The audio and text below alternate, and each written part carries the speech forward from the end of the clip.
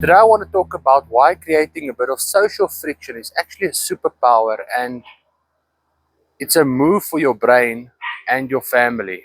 So, as you know, I'm in my 30s and I soon started to realize that life is a zero-sum game. You don't have infinite time. You definitely don't have infinite energy. Every morning when you wake up with a full tank of focus, it's like your energy. However, by 10 o'clock, if you aren't careful, you've wasted half of it on something or somebody that doesn't even matter in your life. You know, those times when you say yes to a meeting that don't need your input, or you agree to a social event that you don't really need to attend, or you don't want to attend, you aren't just being polite, you're actually stealing time from yourself. But worse than that, sorry, there's an airplane. Worse than that, you're stealing from the people who actually need you or actually want you. You know, saying no to your, if you're saying no, you're saying no to your daughter's bedtime story, or maybe a round of games with your son, or perhaps a quiet evening with your wife. You're saying no to the dreams and the goals you've set yourself before the age of, let's say, 40, for example, or 45. You know, in today's world, we've been conditioned to think refusal is a sign of weakness or rejection. We're scared of being that guy that says no, but the truth is, being nice is often just a mask for being afraid of what people might think of you. The real effectiveness of leadership as a father and a man in your house, in your family, when you start seeing the impact that it has on them when you start saying no and saying yes to them. I've been thinking a lot lately about creating some social friction through refusal. Think about that for a second. Friction. Usually, we want life to be smooth, but we glide through the day wondering what other people might think. But friction is what happens when you finally set the boundaries. It's that heavy 10-second, 15-second silence, that awkward moment when you tell somebody, I can't help you with that, or it just doesn't align with my priorities. Most people are so afraid that that silence is just, they're worried about the awkwardness. But that silence is exactly where your power lives. That friction is a shield.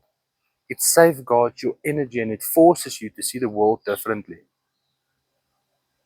A man who knows his value is not just a man with a to-do list that somebody can add to.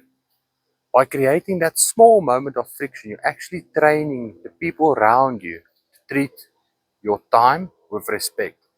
You're teaching them that your yes has weight because your no has teeth.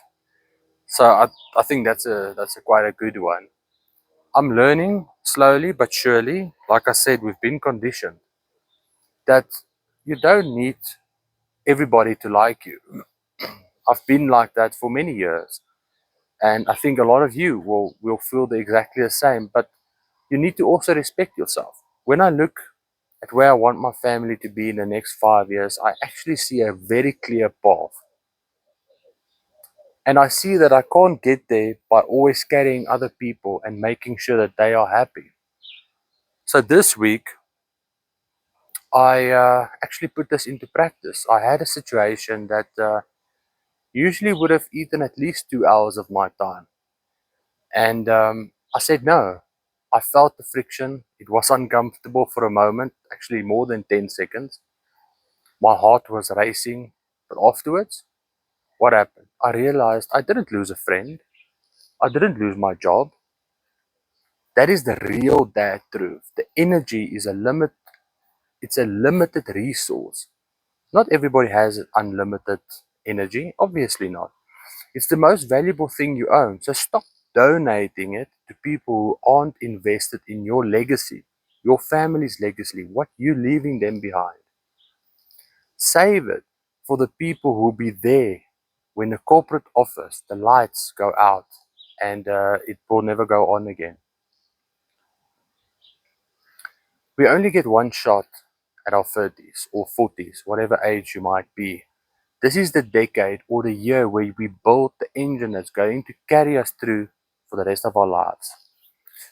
If you spend those prime years, that prime months, trying to please the corporate machine or saying yes to every distraction, you are actually gambling with the best years at a desk which you don't actually own.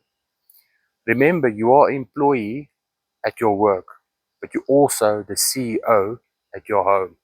You have to be the gatekeeper.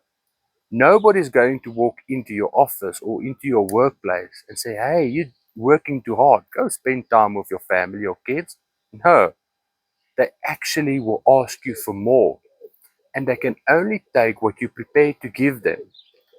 It's about having the courage to ignore the noise so you can hear the things that actually matters in your life and in your family's life. That is what matters. Not the people coming into your office saying that you must go home, because that won't work. So here's the challenge for everybody watching this video.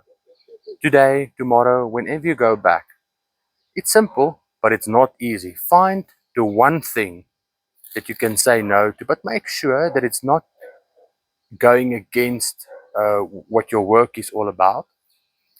It could be a small request that usually bugs you, or a massive distraction that's been sitting on your shoulders for quite some time. Feel the friction, embrace the awkward 10 seconds, 15 seconds, whatever time it's going to take you, and see how that's going to change your energy and the rest of your day and perhaps the rest of your week. I need you guys to protect your brain, protect your time, and start building the life you actually want, not the life that other people want or other people expect from you. That's a test for you this week. As always, guys, I'm Jock. This is the Real Dad Log, and I'll see you in the next one. Lekker bly.